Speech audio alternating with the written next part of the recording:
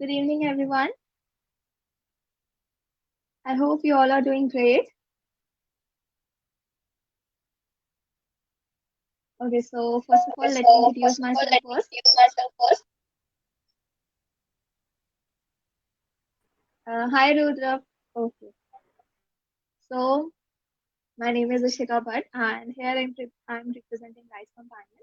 Rise Companion is a platform which provides young minds to cherish themselves and to make themselves ready for the great events and to come up in this competitive world.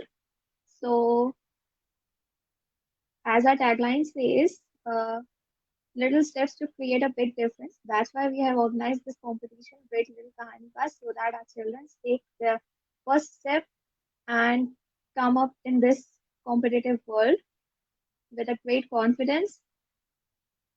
So you all are excited for the finals. So first of all, my heartfelt congratulations to Divyanshi Kumar, Vani Agarwal, and Rudra Joshi that they come up in this final round with a super amazing performance in last 3 weeks. And I really appreciate that you all three had performed very well in last 3 weeks. And congratulations for being a finalist. Clap for yourself.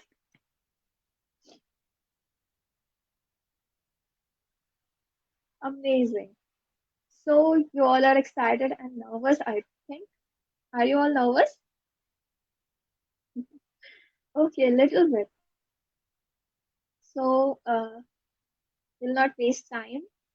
We'll start with our competition. As you know, you all just have to give your first introduction. Then we'll start with our stories. Okay. So first of all, you all have to give your introduction one by one. So we'll start with Divyanshi Kumar. Hi, Divyanshi. Hello, ma'am. My name is Divyanshi Kumar from Faridabad. I am 10 years old and I study in St. Mary's Convent Senior Secondary School. Great, Divyanshi. Thank you. Now, another participant, sorry, our another finalist, that is Vani Agarwal.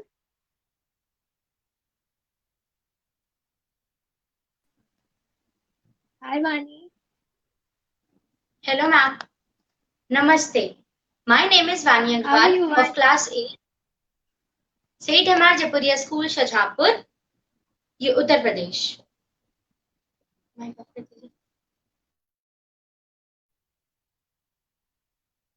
Thank you, Vani. Now, that we have Rudra Joshi. Hi, Rudra. Unmute your mic. Good evening, ma'am. Good evening, ma'am. My name is Rudri Joshi. I am from Tanakpur, Uttarakhand. My school name is St. Francis Senior Secondary School.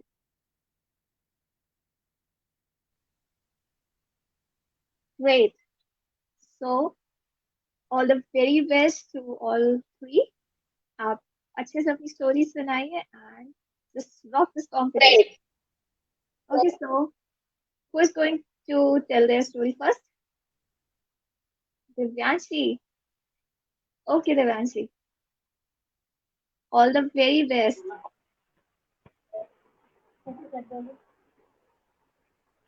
नमस्ते मेरा नाम देवा नमस्ते मेरा नाम देवांशी कुमार है। मैं फरीदाबाद में रहती हूँ। आज मैं आपको जो कहानी सुनाने वाली हूँ उसका शीर्षक है उचित शिक्षा।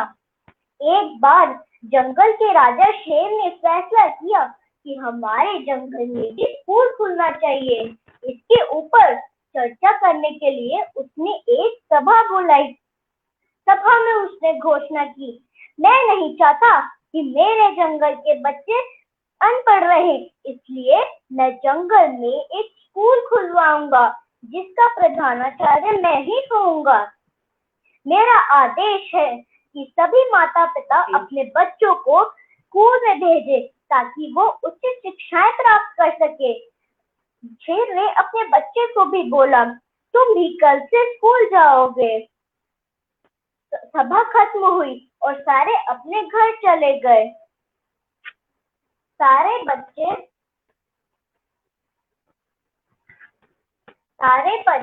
सारे माता पिता अपने बच्चों को लेकर स्कूल पहुंच गए। जिराफ का बच्चा, हाथी का बच्चा, बंदर का बच्चा, मछली का बच्चा, यहाँ तक कि शेर का बच्चा भी आया। स्कूल में सबको उचित शिक्षाएं प्राप्त की, सबने उचित शिक्षाएं और सलाहें प्राप्त की। कुछ महीनों बाद राजा ने घोषणा की, 2 महीनों बाद तुम्हारा पीरियोडिक टेस्ट है, सब अच्छे से तैयारी करके आना। सब पीरियोडिक टेस्ट की तैयारी में लग गए। अब वो दिन आ गया, परीक्षा का दिन। सब बच्चे बहुत उत्साहित थे। शेर ने सबको बोला, पेड़ पर चढ़कर दिखाओ। जिराफ को बोला तो वो तो वहीं गिर गया। हाथी को बोला तो वो भी वहीं गिर गया और मछली तो वहीं फड़फड़ाती रह गई। और फिर आई बंदर की बारी। और ये क्या, बंदर तो एक झटके में पेड़ के ऊपर चढ़ गया और एक से दूसरे पेड़ पर कूदने लगा। और परिणाम क्या आया? बंदर प्रथम आ गया, उसको इनाम दिया गया। फिर जब सारे माता पिताओं को पता चला कि उनके बच्चे फेल हो गए हैं, तो उन्होंने ये फैसला लिया कि वो अपने बच्चों को ट्यूशन भेजेंगे। फिर जब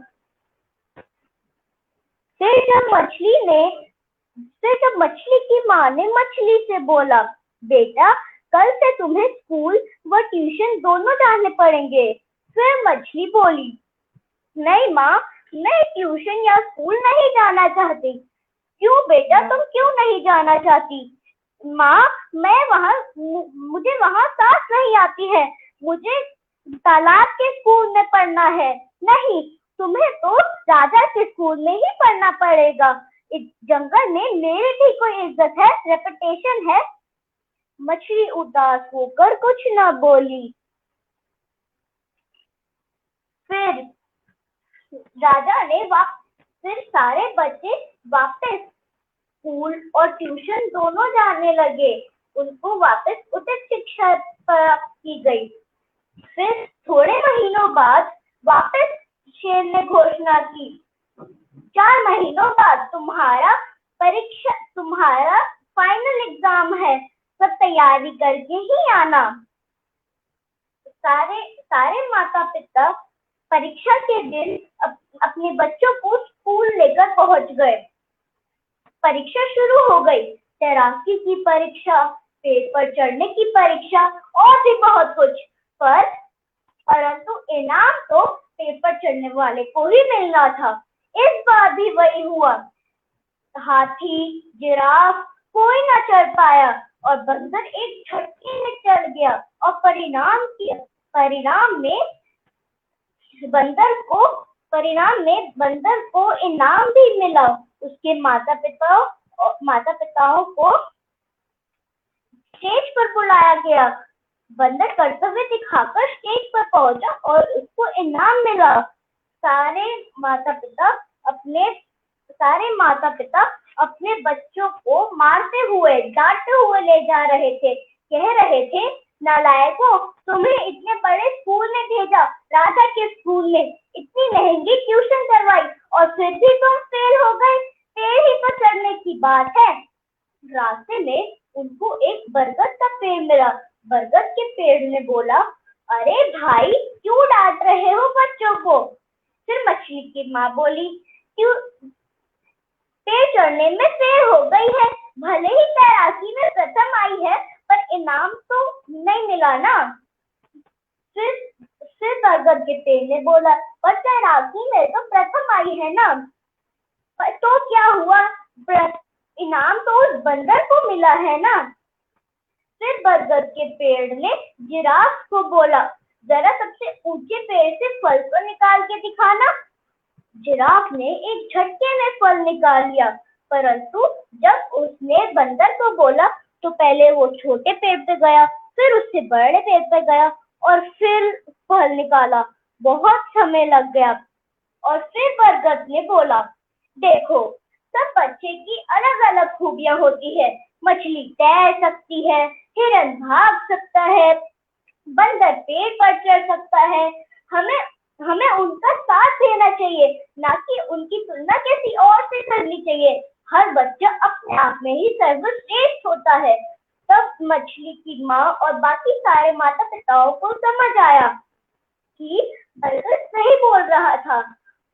मछली की माँ ने मछली से बोला, बेटा, तुम तालाब वाले स्कूल में पढ़ना चाहती थी ना? हाँ माँ, तो कल से तुम वही पढ़ना। ठीक है माँ। मछली बहुत खुश हो गई और सारे माता पिताओं ने सहमति जताई और सारे खुश हो गए। शिक्षा दुर्भाग्य से आज पूरा सिलेबस सिर्फ बंदर के लिए डिजाइन है, तो उन 35 बच्चों में से सिर्फ बंदर ही तो प्रथम आएगा। क्यों मछली और बाकी सारे जानवरों पे ठप्पा लगाना? क्यों बाकी जानवरों को पेड़ पर चढ़ा के अपमानित करना? इसलिए सारे माता पिता से मेरी प्रार्थना है कि वो अपने बच्चों की खूबियां देखे, कमियां नहीं।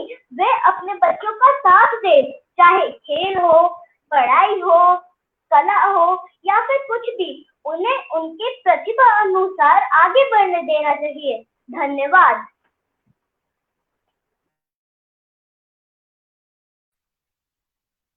अमेजिंग देवांशी, बहुत खूबसूरत स्टोरी सुनाई और बहुत प्यारा मॉरल था उसका। Thank you so much. And your setup is looking amazing.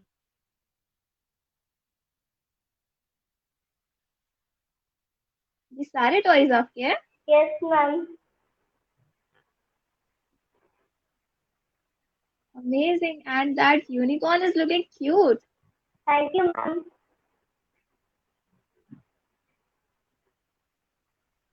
Thank you so much, Devyanshi, for the beautiful story. And how was your experience in this Ma'am, very beautiful nice. campus? Ma'am, and Very nice. yes, You learned ma'am, something? many morals I learned. Very good. Great, Devyanshi. Thank you so much and all the very Welcome, best. ma'am. Now, another finalist, we have Vani Agarwal. Hi, Vani. Hello, ma'am. How are you, Vani?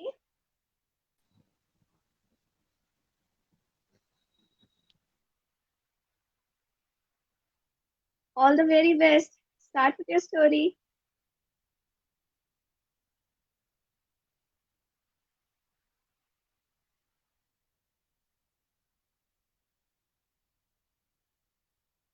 I think Vani lost her connections. So we'll start with Rudra. Hi, Rudra.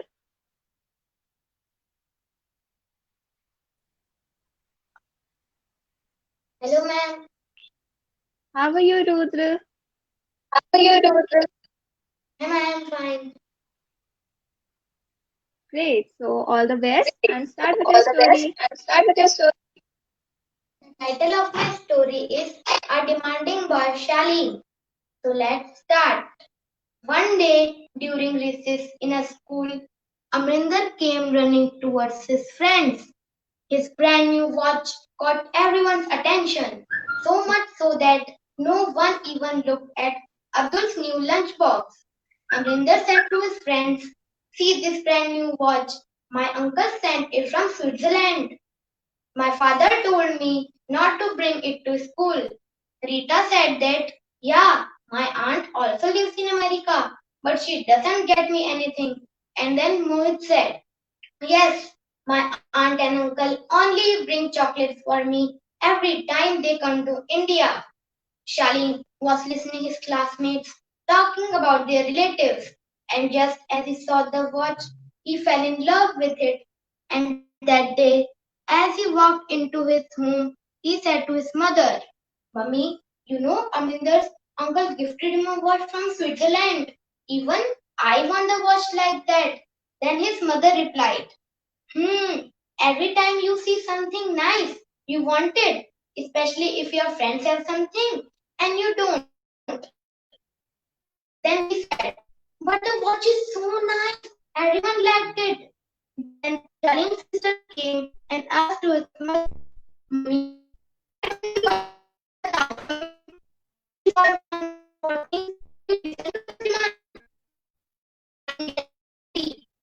the camera, it's full of clothes. And sister said to his brother, oh, that is from money. And about money. Then Shalim his mother, Mommy, you can go and talk money, but I won't get for Shalim's mother replied, Shalim, Shalim's sister said, Mommy, you are spoiled him. He's always demanding for don't make that understand. As mom became more Shalim was sitting in one corner of his room. As time struck 8, Shalim's father returned home. Mother asked to his father, what happened? You got very late today? And father said, as I told you before, that one of our office colleagues passed away 6 months ago. So today, all the employees went to their house to see if his family is keeping well. With seeing their kids suffer, we felt very sorry for that. Then mother replied, oh, so sad. But please have your dinner first. In fact, your son hasn't had anything. Since he has come from school, he only wants Switzerland watch. Then father called their child and said, Shalim, come here. Shalim replied, yes, Papa. Father said, son, the kids today I met are as old as you. They hasn't had anything for days, and neither do they have money for the school fees. I am thinking of helping them, reducing my own expenses. From tomorrow, I will start taking a local transport to office instead of my car. This way, I can save some money and help the children to go to school. Wouldn't that be good? And Shalim listened to his father very carefully, and he understood how difficult it would be that for that suffering family. Now Shalim realized and bring his piggy bank money and said, Papa, I also want to help them. Maybe they need our help more than I need that watch. So this is how Shalim changed from demanding young boy into a boy who would help others in need, which was the best decision of his life. Moral of the story is everyone learned how to create the balance between valuing basic necessities and not running after materialism. Thank you.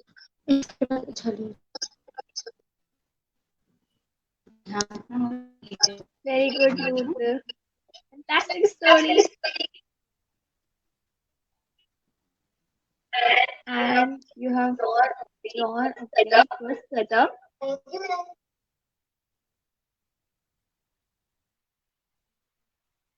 Great. So, how was your experience, Rudra, as being a finalist? How's your experience? Ma'am, it was great. It was great. And so, thank you so much, Rudra. Now we Thank you, have ma'am. Vani Agarwal. Hi, Vani.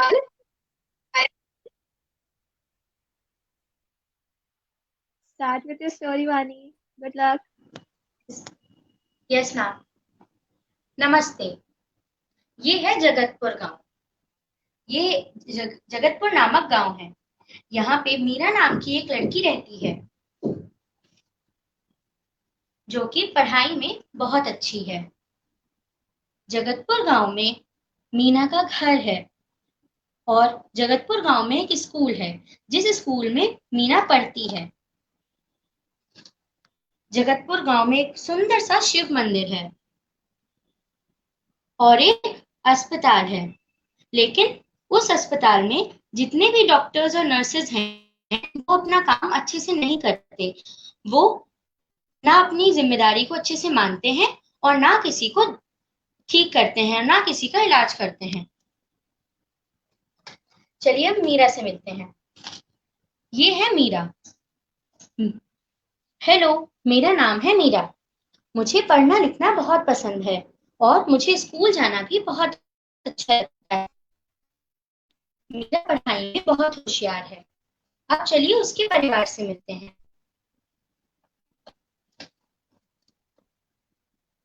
ये हैं मीरा की माँ, जो कि घर का सारा काम करती हैं और कपड़े सिलती हैं और कपड़े सिल के अपने हस्बैंड की कामों में पैसे कमाने में मदद करती हैं।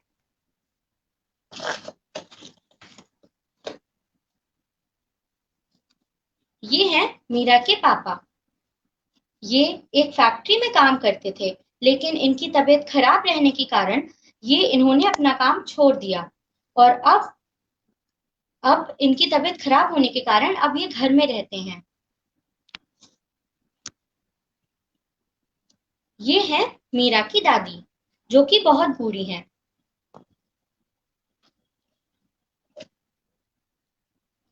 मीरा रोज मंदिर जाकर फूल बेचती है और जितने भी पैसे आते हैं वो अपनी माँ को देती है, जिससे कि माँ घर का सामान राशन ला सके।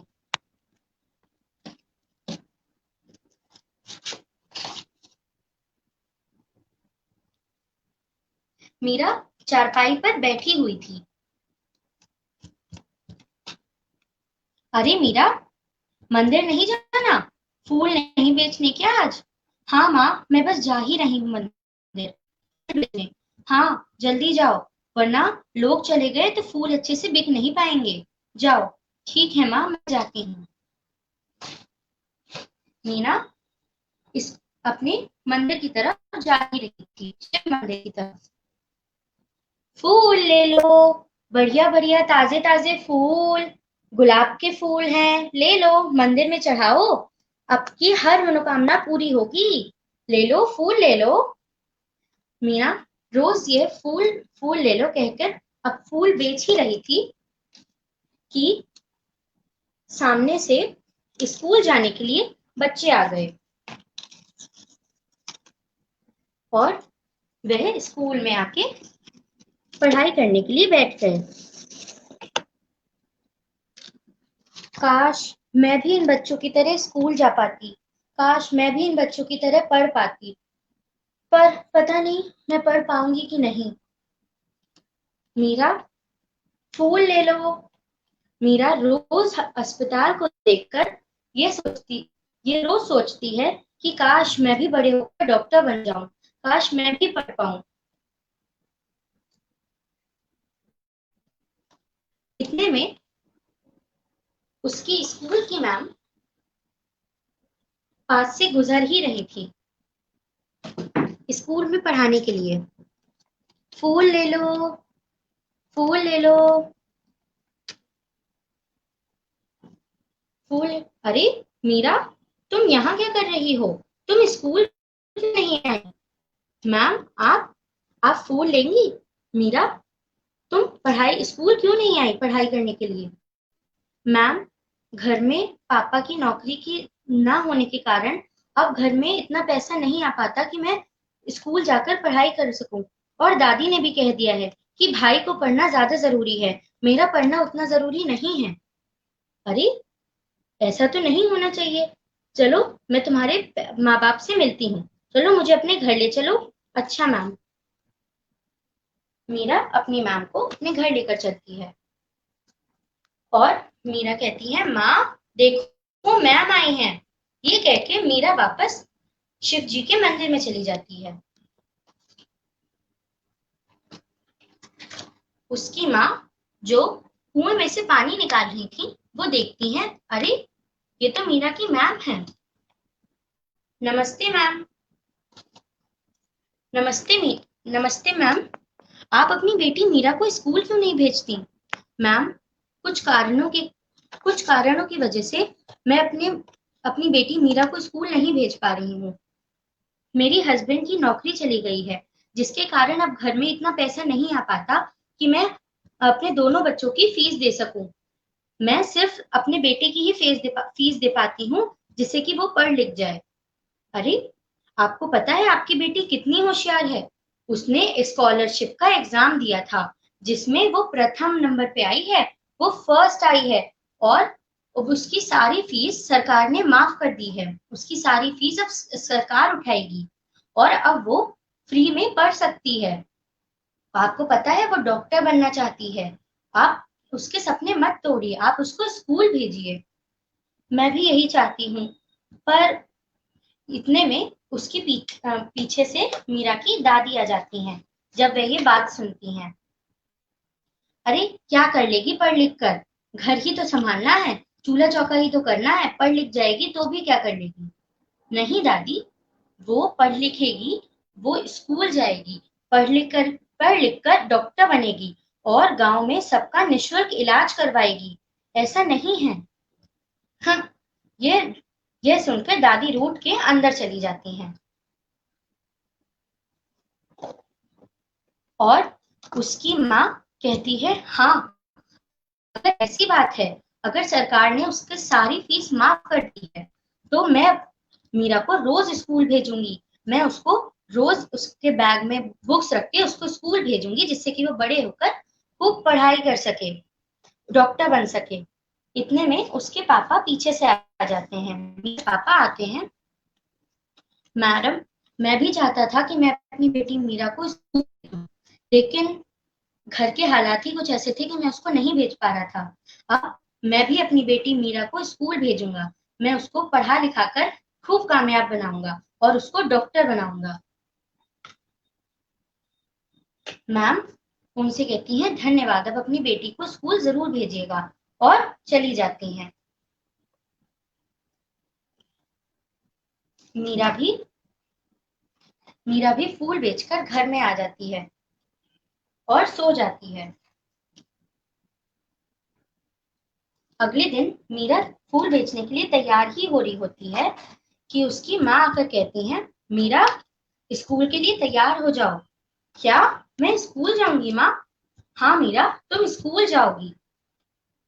माँ सच में? हाँ मीरा, तुम स्कूल जाकर पढ़ लिख कर खूब बड़ी डॉक्टर बनोगी। और मीरा खूब खुश होकर अपना स्कूल बैग लेकर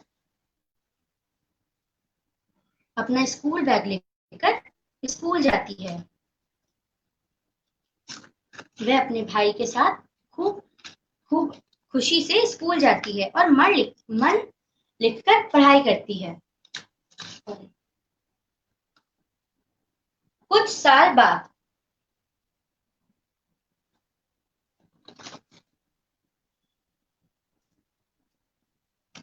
मीना बड़े होकर बहुत बड़ी डॉक्टर बनती है और अपने गांव में आकर हॉस्पिटल में डॉक्टर बनकर लोगों का इलाज करती है।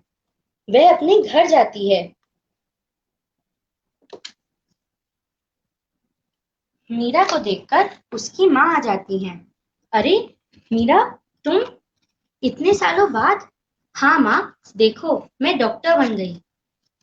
हाँ माँ, देखो मैं डॉक्टर बन गई, और आज मैं अपने गांव में जो अस्पताल है उसमें लोगों को निःशुल्क इलाज करूंगी। लोगों का लोग अब कोई भी गांव में बीमारी से मरेगा नहीं, बीमार नहीं पड़ेगा। मैं उनका निःशुल्क इलाज करूंगी और वह ठीक हो जाएंगे। वाह मीरा, हमें तुम पर गर्व है। यह कहते ही उसके पापा भी आ जाते हैं पीछे से। अरे मीरा, हमें तुम पर गर्व है, तुम आज इतनी बड़ी डॉक्टर बनी हो, तुम लोगों का इलाज करोगी। हाँ पापा, तुम्हारी मैडम ने कुछ सालों पहले एकदम सही बोला था कि अगर हम तुम्हारी पढ़ाई लिखाई करवाएंगे तो तुम एक बहुत बड़ी डॉक्टर बनोगी। ये कहकर उसके पापा चले जाते हैं और वह अपने हॉस्पिटल में चली जाती है। तो दोस्त, और वह अपने हॉस्पिटल में जाके लोगों का निःशुल्क इलाज करती है। तो दोस्तों, जैसा कि हम सब जानते हैं, हमें बेटियों को पढ़ाना चाहिए। वह बहुत काम कर सकती हैं। बेटियां भी बेटों से कम नहीं हैं। हमें उनकी हमें बेटी और बेटे में भेदभाव नहीं करना चाहिए। बेटी बचाओ, बेटी बढ़ाओ और देश को आगे बढ़ाओ। जय हिंद, जय भारत। धन्यवाद।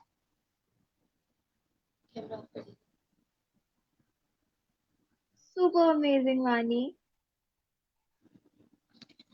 Thank you so much for the beautiful story and with a great moral.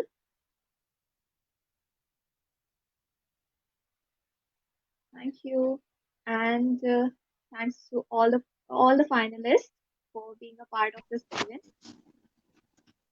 And okay, so Vani, how was your experience? Ma'am, मेरा एक्सपीरियंस बहुत अच्छा था। मैंने इस कंपटीशन से बहुत कुछ सीखा और मुझ में कॉन्फिडेंस आया। धन्यवाद। Very good, Vani. Great spirit, and congratulations and all the best for the future. And so, thank you so much to all the three for being a participant in this beautiful event and for being a finalist. I congratulate to you all and all the best for the results. आप तीनों ने बहुत अच्छी story सुनाई and